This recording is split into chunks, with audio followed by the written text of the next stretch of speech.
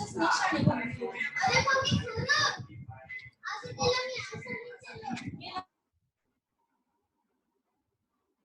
this is our answer. इस तरह से हम लोग क्या कर सकते हैं, किसी भी चीज को इंटीग्रेट कर सकते हैं. अगर हमारे पास मान लो कोई टॉपिक अगर ऐसा रहेगा कि इंटीग्रेट करो x² प्लस x³ dx, इसका प्रैक्टिकल एप्लीकेशन भी देखिएगा हम लोग. तो इसको ऐसा करते हैं, दो पार्ट है ना, इसको ऐसा अलग अलग करो. x² dx plus x³ dx. x² dx का हो जाएगा x³/3 और x³ dx का हो जाएगा x⁴/.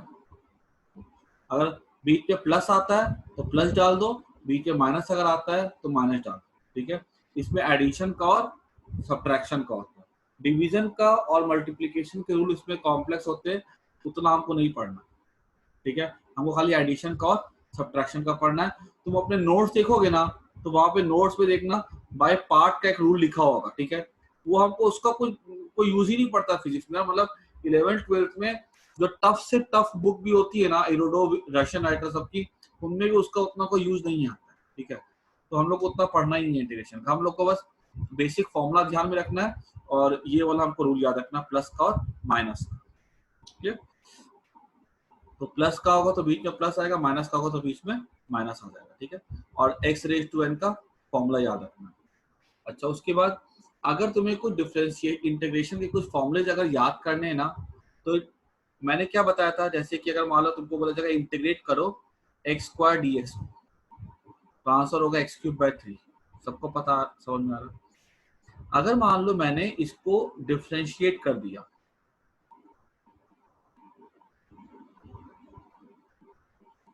तो ये 1/3 बाहर निकल जाएगा ना, और x³ का क्या हो जाएगा, x⁻n का डिफरेंशिएशन क्या था, तो वो था nxn-1. ये n क्या यहाँ पे 3 है, 3 n-1 तो 3 - 1 2. ये क्या हो गया, 3 3 कट गया, क्या बचा x². देखो x² को इंटीग्रेट किया तो ये आंसर आया, इसको डिफरेंशिएट किया तो वापस से वही आंसर आया. ठीक है, तो याद रखना है कि इंटीग्रेशन क्या होता है, it is just opposite of differentiation. जैसे कैसे मल्टीप्लाई डिवाइड होता है, डिवाइड का मल्टीप्लाई होता है, एडिशन का सब्ट्रैक्शन होता है, सब्ट्रैक्शन का एडिशन होता है, वैसे इंटीग्रेशन का डिफरेंशिएशन होता है और डिफरेंशिएशन का इंटीग्रेशन होता है. तुमने अभी तक की फिजिक्स मैथ्स में क्लास 10 तक की 4 ऑपरेशन पढ़े थे, एडिशन, सब्ट्रैक्शन, मल्टीप्लिकेशन, डिवीजन. तुम क्लास 11th में जब एंटर किए हो, तुमने वहां पे 2 ऑपरेशन और पढ़ लिए हैं, डिफरेंशिएशन और इंटीग्रेशन. ठीक है, तो हमने फिजिक्स में इसको एक बार इंट्रो तो ले लिया, भी डिफरेंशिएशन क्या होता है, ठीक है, इंटीग्रेशन क्या होता है, तो ये हमको समझ में आ गया अच्छे से. क्लियर. अच्छा, अब देखो कुछ फॉर्मूलेस कैसे याद रखने हैं, ये हमने समझ में हमको आ गया कि डिफरेंशिएशन का उल्टा क्या होता है, इंटीग्रेशन. तो अगर हमको ऐसे पता है कि डिफरेंशिएशन ऑफ साइन x क्या होता है, तो हमने बोला cos x. हमसे पूछ लेगा कि इंटीग्रेशन ऑफ cos x क्या होगा, तो sin x. हमको पता है डिफरेंशिएशन ऑफ cos x क्या होता है, तो हम बोलते हैं माइनस sin x. तो integration of minus sin x क्या हो जाएगा, cos x. या बोल देगा कि इंटीग्रेशन ऑफ sin x क्या हो जाएगा, वो माइनस cos x. ठीक है, तो ये हमको याद होना चाहिए. डिफरेंशिएशन ऑफ tan x क्या होता है, तो sec² x. तो इंटीग्रेशन ऑफ sec² x क्या हो जाएगा, tan x. Differentiation of cot x क्या था, डिफरेंशिएशन, तो माइनस cos x². तो cos x² का इंटीग्रेशन क्या हो जाएगा, minus cot x. cos x, अगर माइनस cos x² बोले तो cot x, और cos x² का बोलेगा तो माइनस cot x. उसके बाद डिफरेंशिएशन ऑफ sec x क्या था, sorry, differentiation of sec x क्या था, tan x sec x minus tan x. नहीं, sec x का देखो sec x into tan x होता है. फॉर्मूला चेक कर लेना। फॉर्मूला तो तुमको कोई याद हो नहीं हो तो इतना कोई ज्यादा कोई फर्क नहीं पड़ता है, फाइल लिस्ट होगी, रिवाइज करवाता रहूंगा मैं, ठीक है। तो ये sec x plus into 10x होता है, ठीक है। तो इसका इंटीग्रेशन क्या हो जाएगा, sec x हो जाएगा। तो कहने का मतलब ये है ना, मुझे तुम्हें कोई फॉर्मूला तुम्हें लर्न नहीं करा रहा हूँ, ठीक है। फॉर्मूले में 3-4 भी अगर याद होगे ना, हाँ कॉमनली यूज होने वाला क्या होता है, तो हमने देखा था डिफरेंशिएशन ऑफ log x क्या होता है, 1/x। 1/x, ठीक है। तो इंटीग्रेशन ऑफ 1/x क्या हो जाएगा, log x। देखो तुमने जो फॉर्मूला सीखा ना x raise to n dx का, वो होता है x raise to n plus 1 by n plus 1। सिर्फ यहाँ पे एक एक्सेप्शन होता है, x should not be equal to -1। अगर x -1 हो जाएगा ना, ठीक है, यहाँ पे तो 1/x हो जाएगा, तब वहां पे ये फॉर्मूला अप्लाई नहीं होगा, तब वहां पे क्या हो जाता है, वो log x हो जाता है। इस केस में अगर ये वाला वैल्यू अगर आ जाए ना यहाँ पे, तो उसका आंसर ये नहीं लेंगे, हम क्या लेते हैं, log x लेते हैं।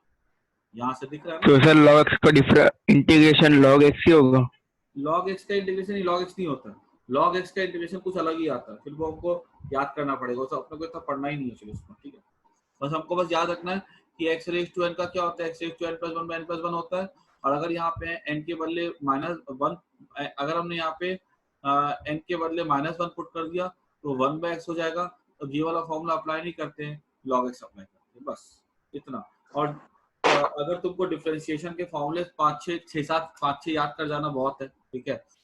तो जैसे साइन का, कॉस का, टैन का, कॉट का, लॉग का, e रेज टू x का, ठीक है, वो सब थोड़े बहुत याद कर जाना, ठीक है। ये sec x का भी कुछ ज्यादा कुछ काम नहीं आता है, ये सब भी बेकार ही है अपने। सर माइनस वाला समझ नहीं है log x वाले को, बस हमसे समझाओ ना एक एग्जांपल। इसका मतलब ये हुआ कि देखो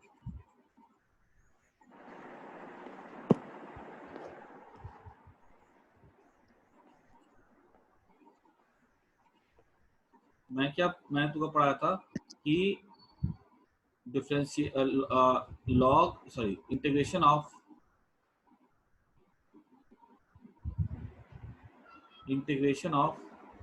x raise to n dx था, x raise to n plus 1 by n plus 1, ये फॉर्मूला सीखा था, ठीक है। बस यहाँ पे n कुछ भी हो, 1 2 5 7 1/2 3/2 कुछ भी हो, ये फॉर्मूला अप्लाई होता है। खाली अगर n की वैल्यू अगर -1 हो जाए तो ये क्या हो जाएगा, ये हो जाएगा 1/x dx हो जाएगा, ठीक है। अगर n -1 है तो ये 1/x हो जाएगा। खाली इसके लिए जो आंसर आता है वो log to the base ex है, और कोई फर्क नहीं है। बाकी हर n के लिए फॉर्मूला वैलिड है, जो मैंने शुरुआत में सिखाया था। खाली n-1 के लिए क्या होता है कि कभी भी तुमने देखा 1/x dx है, ठीक है, वहां पे हम क्या लिखते हैं, log to the base e x है। ये वाला जो है ना, तुम ये सब याद करो नहीं करो मुझे कोई फर्क नहीं पड़ता है, लेकिन ये वाला तुमको याद कर जाना है, क्योंकि इसके एप्लीकेशन जो होते हैं ना फिजिक्स में बहुत जगह आते हैं, बहुत जगह तुम देखोगे कि ऐसे वाले क्वेश्चंस आते हैं तुम्हारे सामने, वेलोसिटी वाले, काइनेमेटिक्स में आगे जाकर के देखोगे ऐसे वाले आते हैं। ये चीज तुमको स्टार मार्क कर दो, मैं तुमको फिजिक्स में ये चीज काफी काम आएगी, ये सब इतना काम नहीं आता, बस इतना सा ध्यान रखना, ठीक है। और तुम्हारे पास अगर डिफरेंशिएशन के फॉर्मूले तुमको याद है, तुम उसके उल्टे कर दोगे, तो उसके उल्टे हमें क्या देंगे, इसको इंटीग्रेट करके हमको ये देगा, तो ये डिफरेंशिएशन का फॉर्मूला देगा। इतनी बात मेरी सबको समझ में आ गई कि नहीं आई है? Yes sir. ठीक है। तो भाई अगर हमसे पूछा जाएगा कि व्हाट इज इंटीग्रेशन, तो addition of small small variable quantity is called integration.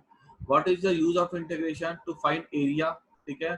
Integration of x raise to n क्या होता है, तो x raise to n plus 1 by n plus 1 होता है। वहां पे n की वैल्यू -1 नहीं होनी चाहिए, अगर -1 अगर हो जाती है तो उसका integration log to the base ex होता है। इतना जो मैंने बोला ना 2 मिनट के अंदर, this is enough for your physics of 11th and 12th, ठीक है, इंटीग्रेशन टॉपिक, ठीक है। अच्छा, ये हमारा इंटीग्रेशन का इतना हमको समझ में आ गया। अब समझते हैं हम लोग, थोड़ी सी बातें और समझते हैं कि इंटीग्रेशन जो होते हैं 2 टाइप के होते हैं, एक होता है डेफिनिट और एक होता है इनडेफिनिट। देखो इसका डेफिनिट इनडेफिनिट का मतलब क्या हुआ, जो हमारा जो प्रैक्टिकल जो होता है ना वो ज्यादा डेफिनिट वाला होता है, प्रैक्टिकल जो होता है ना डेफिनिट वाला होता है। कैसे, देखो मान लो कि बोल दे कि एक ग्राफ है, ठीक है, y इक्वल्स टू, ठीक है, ये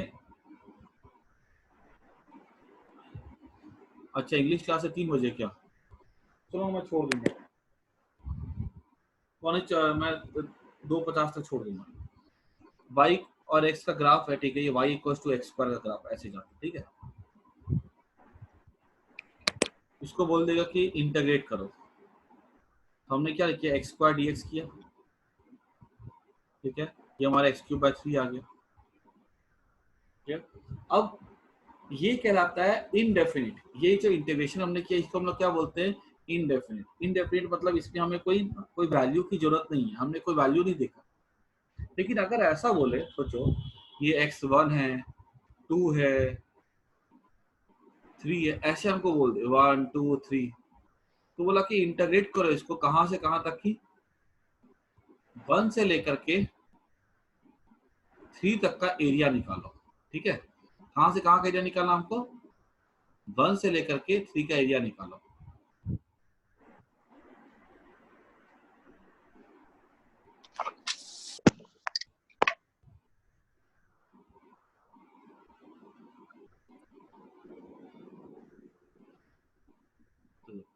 वन टू थ्री 0, ठीक है। ये ग्राफ किसका, y equal to x square का, 1 से लेकर 3 का एरिया निकालो।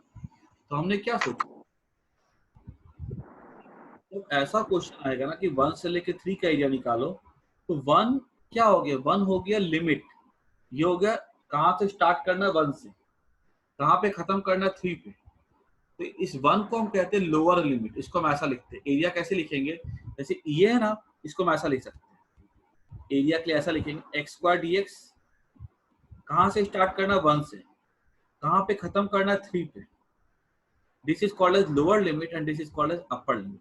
जब ऐसा इंटीग्रेशन करते हैं ना, तो हमको वहां पे उसको हम लोग कहते हैं डेफिनिट इंटीग्रेशन, जिसमें हम वैल्यू को निकालते हैं। कैसे निकालेंगे, देखो 1 से लेकर 3 का निकालना है, तो हमने क्या किया, पहले पूरा ग्राफ का एरिया निकाल लिया, यहां से लेकर के यहां तक निकालेंगे, ठीक है। उसमें से 1 से लेकर 3 तक का निकालना है ना, उसमें से हमने क्या किया, ये वाले पार्ट को हमने सब्ट्रैक्ट कर दिया, पहले पूरा निकाला एरिया, फिर हमने यहां से लेकर के यहां तक का सब्ट्रैक्ट कर दिया। जो रिमेनिंग एरिया बचा, जो ये वाला पार्ट बचा यहां से लेकर के, ये जो एरिया बचा यहां से लेकर के यहां तक का, ये हमारा क्या हो जाएगा, आंसर हो जाएगा। ऐसे निकालते हैं, एरिया पूरे का निकालना है तो इसमें से ये माइनस कर दो। अब देखो ये कैसे करेंगे, काम कैसे करेंगे, देखो इसमें ये वाला तुम्हारे फिजिक्स में बहुत काम की चीज है, ये वाला इसका प्रैक्टिकल एप्लीकेशन होता है फिजिक्स में। एक्स स्क्वायर है, इसको मैं क्या लिख दिया, एक्स क्यूब बाय 3, इंटीग्रेशन होता है। हमारा इंटीग्रेशन हो गया। जब इंटीग्रेशन हो जाता है तो इस साइन को हम लोग फिर नहीं रखते, ठीक है। जैसे बोला जाएगा √4, इसको क्या लिखते हैं 2, रूट थोड़ी डालते, फिर से रूट का काम तो हो चुका हुआ है। अब ये कहाँ गया, 3 और 1 कहाँ रखते, इसको यहाँ पे रखते 3 और 1, ठीक है। अब ये कांस्टेंट है ना 3, इसको बाहर निकाल दो एक बार के लिए। अब क्या करो, x के बदले पुट करो 3, x के बदले क्या पुट करेंगे 3, तो 3 का पावर 3 क्या हो जाएगा, 3 का पावर 3 लिख देंगे। जो भी x होगा ना उसके बदले ऊपर वाला लिखो, माइनस माइनस साइन लगाओ। क्यों माइनस यहाँ पे करे थे कि नहीं करे थे, देखो है ना, माइनस किया तब नहीं वाला पार्ट है, माइनस किया। फिर x के बदले क्या पुट करेंगे, नीचे वाली चीज जो कि 1 है, 1 का क्यूब, ये हम कर देंगे 1/3, 3 का क्यूब हो जाएगा 27, 27 माइनस 1 कितना हो जाएगा 28, दैट इज 28/3 स्क्वायर यूनिट हमारा आंसर हो जाएगा। सर 26 होगा। Yes sir. 26 होगा सर नीचे डिवाइड बाय 3 रखेंगे क्या, ये 3 था ना यहाँ पे, इसको बाहर निकाल दो, कोई फर्क नहीं पड़ता। तुम अगर वैसे भी करो ना, अगर तुम नहीं निकालोगे बाहर तो क्या होगा, मैं इसको अंदर रखूंगा। अगर तुम बोलोगे कि नहीं 3 को बाहर नहीं निकालते, इसको अंदर रखते, अगर अंदर रखते तो क्या होता है, ये इसको लिखते 3³/3, फिर -1³ का 3 क्या होता, 26/3 होता, ठीक है। 26/3 रहने देते इसको। तो बेटर ये होता है कि तो कैलकुलेशन को इजी करने के लिए इसको बाहर निकाल देते हैं, तो दोनों में लिखोगे ना तो थोड़ा सा लंबा पड़ता है, बाकी तुम्हारी मर्जी की। 3³/3 लिखो, -1³/3। मेरी बात समझ में आई कि नहीं आई? तुमने अगर ये ग्राफ ड्रॉ किया प्रॉपरली, एक्स को 1 लेके, वाई को 1 लेके, एक्स को 2 लेके, वाई को 0 लेके, एक्स को 2, वाई को 4, पूरा ग्राफ ड्रॉ किया ग्राफ पेपर पे, ठीक है, तुम करके देखो। ग्राफ पेपर पे तुमने ग्राफ ड्रॉ किया, फिर तुमने देखा था वो स्क्वायर काउंट करते थे, जिसका आधा से ज्यादा होता है उसको काउंट करते हैं, आधे से कम को काउंट करते हैं, और पूरा मेजर करेंगे ना, करके देखोगे ना तो आंसर यही है। तो इंटीग्रेशन से क्या फायदा है, ग्राफ पेपर लेंगे, ग्राफ पेपर लेने के बाद हम क्या करते हैं, उस पे ग्राफ पेपर लेने के बाद हम उस पे ग्राफ ड्रॉ करेंगे, ग्राफ ड्रॉ करने के बाद स्क्वायर काउंट करेंगे, आधे से ज्यादा आधे से कम, इतना समय अपना खराब करेंगे। इंटीग्रेशन से क्या होता है, हमको डायरेक्ट एक फॉर्मूला मिल चुका हुआ है जिससे कि हम बिना कोई ग्राफ किए चुटकी में हम आंसर निकाल सकते हैं। क्लियर? अभी जैसे मैं तुमको ये वाला एक दो क्वेश्चन दे रहा हूँ, उसको करो खुद से। ये क्वेश्चन ऐसा रहता है, देखो इस पे क्वेश्चन कैसा आता है, find the area enclosed by the graph y equals to x square from x equal to 1 to x equal to 3। इसका क्वेश्चन ऐसा रहता है एग्जाम में, find area enclosed from x equals to 1 to x equals to 3 by graph. ठीक है, ये ऐसा question रहता है, तो हम इसको निकाल सकते हैं। ठीक है, हमें एक्स क्यूब दे देगा, हमें एक्स पावर 4 दे देगा, कुछ भी दे देगा, हम उसको निकाल सकते हैं। ठीक है, जैसे कि मैं तुम्हें भी एक दो क्वेश्चन देता हूँ, ठीक है, तो करो इसको, फिनिश कर देता हूँ मैं। करोगे तो एक दो बार करोगे ना, दिमाग में बैठ जाएगा। y equals to x cube है, ठीक है, फाइंड एरिया एनक्लोज्ड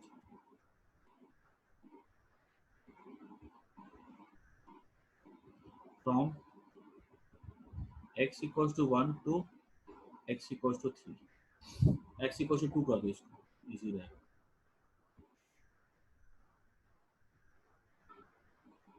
ठीक है, फटाफट करो, तो ट्राई करो देख देख करके।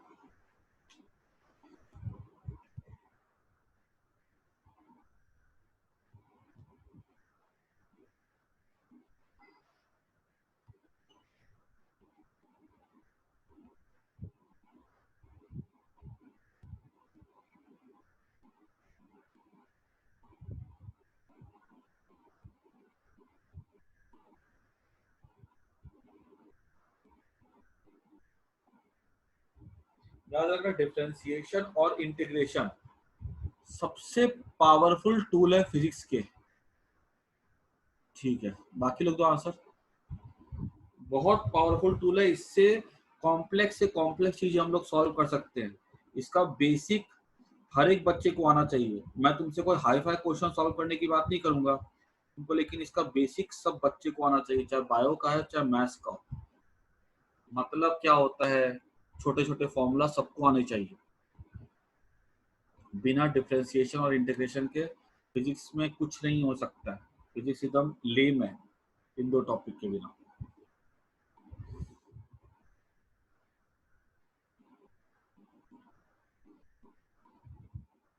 और सही बताओ, जिन बच्चों, कोई बच्चे ऐसे होते हैं जो ये टॉपिक पढ़ते नहीं शुरू में, वो फिजिक्स में कुछ कुछ पढ़ ही नहीं सकते हो, ये ऐसा टॉपिक।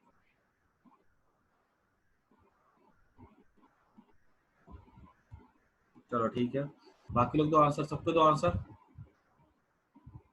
अरे चैट बॉक्स में आंसर लिखो, मैं देख रहा हूँ, चैट बॉक्स ही देख रहा हूँ मैं। ठीक है देव, बाकी लोग दो आंसर।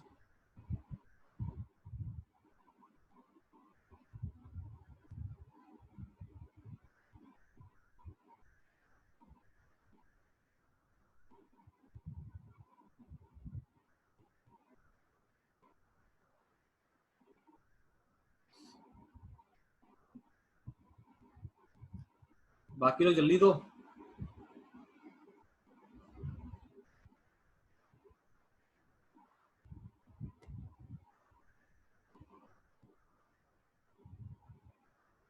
ठीक है जीवांशी, भूमि, 2 रेज़ टू 3 चेक करो एक बार।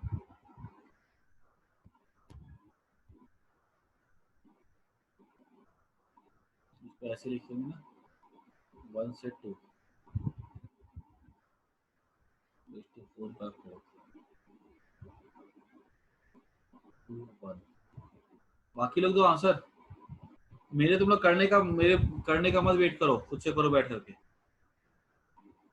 1 by 4 बाहर निकल जाएगा, x के बदले आएगा 2 2 raised to 4। ठीक है, ट्राई करो। -1 raised to 4, ये क्या हो जाएगा? 1 by 4, 2 का पावर 4 क्या होगा? 2 4 8 16, 16 by 16 माइनस 16 -1 15 by 4, सीधा आंसर होगा। इन लोग का कैसे आ गया? बाकी लोग चलो ये देख करके जो है ना बोर्ड पे ध्यान से सबको देखो इसको। ठीक है, कैसे किया मैंने x³ dx, कैसे मैंने ऊपर ऐड किया है। अभी मेरे को हर एक बच्चे वो 4 कैसे आया, वो फॉर्मूला होता है ना, क्या मैंने फॉर्मूला सीखा था कि x⁻n का dx होता है x⁻n+1 by n+1। यहाँ पे 3 था ना, 3 + 1 4, नीचे में 4 बचेगा। ठीक है, ये 4 को मैंने क्या किया? बाहर निकाल दिया। ठीक है, 2 raised to 4 -1 raised to 4, क्योंकि अगर तुम नहीं निकालो ना तो 4 यहाँ भी रह जाएगा, यहाँ भी 4 रह जाएगा, तो बाहर निकाल दो, कोई फर्क नहीं पड़ता। चलो एक ये वाला करो सबको आगे से। अब x⁻5 dx 0 से 1 सबको करो। जिसका भी आंसर नहीं आया था ना, मेरे को हर एक बच्चे से आंसर चाहिए अभी, जो जिसका चैट बॉक्स पे नहीं दिया था। जिसने दे दिया था वो खाली सॉल्व करके रख लो, बाकी जिनका नहीं था आंसर पहले वाले में वो भी सब देंगे। बाकी जिसका नहीं था मुझे आंसर चाहिए उन बच्चों से, तो जिसका भी रॉन्ग आया।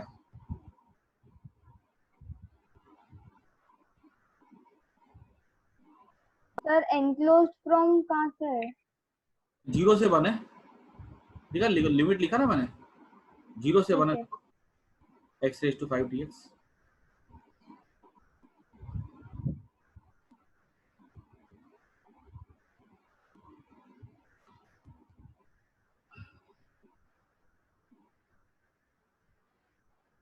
सही जा रहे बाकी लोग, सबको आंसर दो।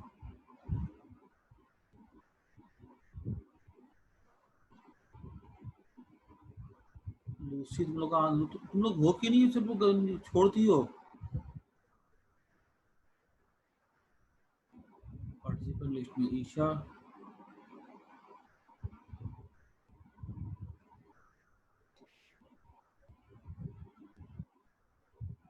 तो भी कहाँ है तुम्हारा आंसर? लूसी कहाँ गायब हो गई है?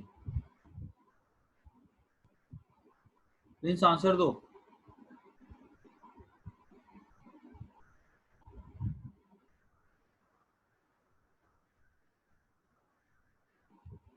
जेसिका का आंसर आ गया, ठीक है। हाँ सही, तुमने दे दिया आंसर प्रिंस, ठीक है। ईशा चलो आ रहा सबको, कोई दिक्कत नहीं है। ये क्या हो जाएगा? x⁻6 by 6 1 0, तो 1/6 बाहर निकाल दो, 1 - 0 हो जाएगा, 1 बचेगा। ठीक है, तो this is how we get the answer. ठीक है, तो इसको रेज कर देता हूँ मैं। अच्छा एक देखो, थोड़ा सा अच्छा क्वेश्चन ले लेते हैं। इंटीग्रेशन ऑफ cos x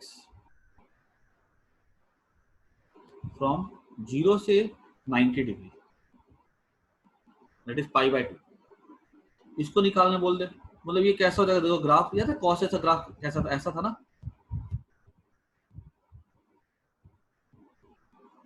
ये था, ये ऐसे यहाँ से लेकर के यहाँ तक। तो इसका एरिया cos x मतलब ये ग्राफ हो गया 0 डिग्री लेकर के 90 डिग्री, ये एरिया निकालने बोल रहे, निकाल लोगे। sin x का cos x था, cos x का इंटीग्रेशन क्या था? sin x था, देखो तो उल्टा इंटीग्रेशन हो गया। लिमिट पुट करो 90 डिग्री 0 डिग्री, तो ये sin 90 माइनस sin 0, sin 90 कितना 1 होता है ना, माइनस sin 0 0 होता था, तो 1 square unit. This is our answer. समझ में आ गया?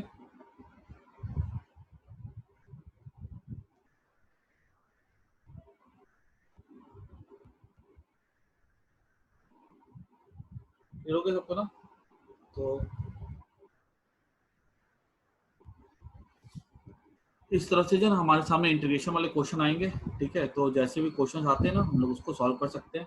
एक ये वाला करो जल्दी से अब सब कोई, root x t x 1 to 2, इसको निकालो वैल्यू क्या है। ये वाला जो इंटीग्रेशन है डेफिनेट वाले, ये हमारे ज्यादा, यही हमारे मेन काम के, बिना इनडेफिनेट के तो ये फॉर्मूला के आंसर आएगा ही नहीं, लेकिन हमारे जो फिजिक्स में जो इंपॉर्टेंस कैरी करते हैं यही वाले कैरी करते हैं, ठीक है? इसको फटाफट निकालो तो।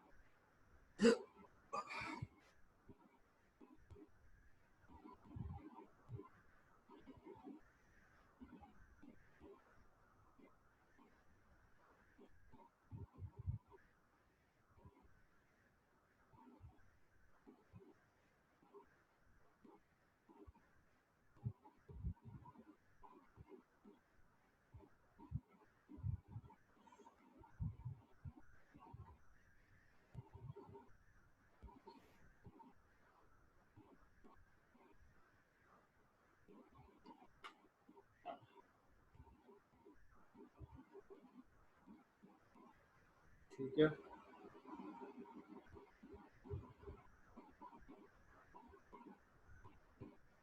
हाँ करो उसका फॉर्मूला यूज करो 1/2 जैसी का 1/2 + 1 और 1/2 + 1 करके करो। तो फॉर्मूला हमारा था ना n+1/n+1, वो यूज करो।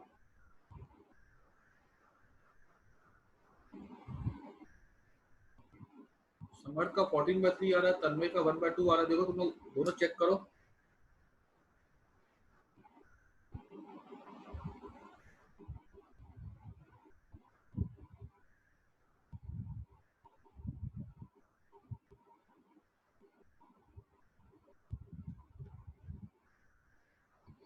देख लेते करके, इसका हो जाएगा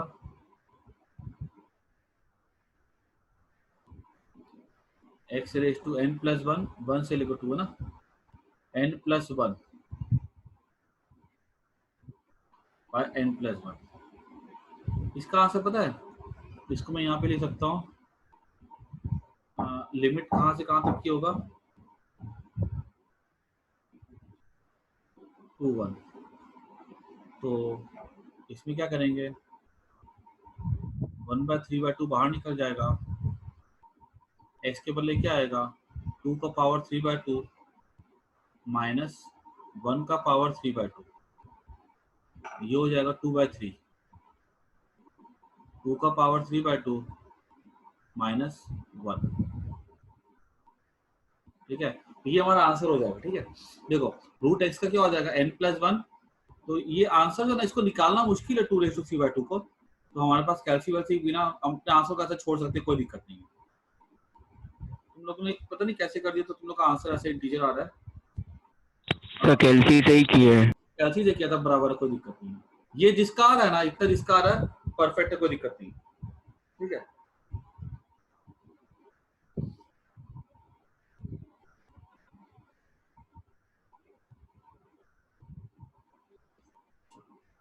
अभी ना मैं यहाँ पे क्लास एंड कर रहा हूँ, ठीक है? नेक्स्ट क्लास में हम लोग थोड़ा सा इंटीग्रेशन और पढ़ेंगे।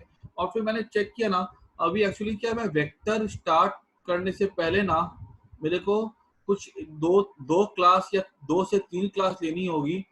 कुछ टॉपिक है खाली 11th का, ठीक है? जैसे कि उसमें कुछ यूनिट्स डायमेंशंस के बारे में कुछ डेफिनेशंस हैं, ठीक है? फिर कैसे स्टार का डिस्टेंस मेजर करते हैं, पैरेलैक्स मेथड, वो सब कुछ छोटे छोटे टॉपिक है जो कि ना मैं पहले करवा दूंगा। उसके बाद हम लोग वेक्टर्स करेंगे, ठीक है? और तुम्हें घर पे क्या करना, सुनो, घर पे तुम्हें क्या करना है, नहीं अभी अभी वापस नहीं आना है, अभी ये सब कुछ करना है, ठीक है? और जो मैंने तुम लोग को शीट दी है ना, ठीक है, उस पर देखना इंटीग्रेशन के कुछ कुछ क्वेश्चंस है, वो बैठ करके सॉल्व करना। उसमें एक मेथड लिया गया इंटीग्रेशन बाय पार्ट, उसका हम लोग को अभी कोई फिजिक्स पे कोई यूज नहीं है, ठीक है? कोई यूज अगर आ जाता है फ्यूचर में तो मैं बता दूंगा, ठीक है, बाकी हमको अभी इसका कोई यूज नहीं है, ठीक है, वो वाला छोड़ देना। बाकी कुछ क्वेश्चन अगर इंटीग्रेशन के दिए गए तो उसको सॉल्व करना। आज जो मैंने तुम लोग के डाउट सॉल्व करवाए, ठीक है, वही क्वेश्चन को 2-2 बार कर लेना, ठीक है, वही तुम्हारी प्रैक्टिस है, वही तुमको उतना ही काम है फिजिक्स में अपने, ठीक है, तो बस उतना कर लेना अच्छे से। बाकी यूनिट्स एंड डायमेंशन की जो शीट तुम्हारे पास होगी, ठीक है, पीछे के उसके अच्छे लेवल के क्वेश्चंस, आईटी वाईटी के क्वेश्चंस है, ठीक है, वो सब बैठ करके क्वेश्चन बैंक तुम्हारे सामने है, थ्योरी वाले हैं और भी क्वेश्चंस है, वो बैठ करके इंटेंस प्रैक्टिस करो घर बैठ करके, ठीक है, वो सब सॉल्व करो। फिर हम लोग ये थोड़े से टॉपिक हमारे बचे हुए वो हम खत्म कर लेंगे, ठीक है, फिर हम स्टार्ट करेंगे वेक्टर्स, ठीक है। तो उसमें क्या सर किया, तो आज सर खाली इंटीग्रेशन के सम करना है ना होमवर्क में? और आज जो मैंने डाउट क्लियर किए ना, वो हर क्वेश्चन को 2-2 बार करना है, ओके। ठीक है। और जो यूनिट्स एंड डायमेंशंस जो पीछे वाला है ना, ठीक है, जैसे जैसे अभी टाइम काफी है तो यूनिट्स एंड डायमेंशंस की जो शीट मिली भी है ना उसको प्रैक्टिस करो। एंड वन थिंग मोर, सुनो ध्यान से जो बोल रहा हूँ, तुम्हें पढ़ाई करने का तरीका कैसे करना सब ध्यान से सुनना। मोस्ट इंपॉर्टेंट थिंग कि जैसे तुमने अभी तुमने कर लिया अपना, तुमको यूनिट्स एंड डायमेंशंस के तुमको सारे के सारे आते हैं, ठीक है, अच्छे से तुम सॉल्व कर पा रहे हो, ठीक है। अब तुम्हें क्या करना है, जब तुम अब क्वेश्चन करने बैठोगे ना, जैसे कि तुमने नीट के क्वेश्चन या तुम्हारे पास आईआईटी के क्वेश्चंस तुम्हारे सामने हैं, तो वो क्वेश्चन जब तुम सॉल्व करने बैठोगे ना, होगी बहुत अच्छी बात है, अच्छी, वेरी गुड। अब जब तुम और भी जो तुम्हारा अगर कुछ बचे हुए ना तो कैसे सॉल्व करना है, जैसे मान लो तुम्हारे पास 50 क्वेश्चन है, ठीक है, तुम सोचे कि आज मैं बैठ के 50 क्वेश्चन सॉल्व करूंगा, तो नीट में क्या होता है, नीट वाले के लिए 45 क्वेश्चन जो होते हैं ना उनको सॉल्व करने होते हैं 1 घंटे में, ठीक है, और आईआईटी वाले को 30 क्वेश्चन सॉल्व करने होते हैं 1 घंटे में। या इनके आईआईटी वाले क्वेश्चन जो होते हैं वो टफ होते हैं और नीट वाले क्वेश्चन जो होते हैं इजी होते हैं। मैं मेंस की बात कर रहा हूँ, ठीक है, एडवांस का फिर अलग होता है, वो हम लोग कल डिस्कस कर लेंगे।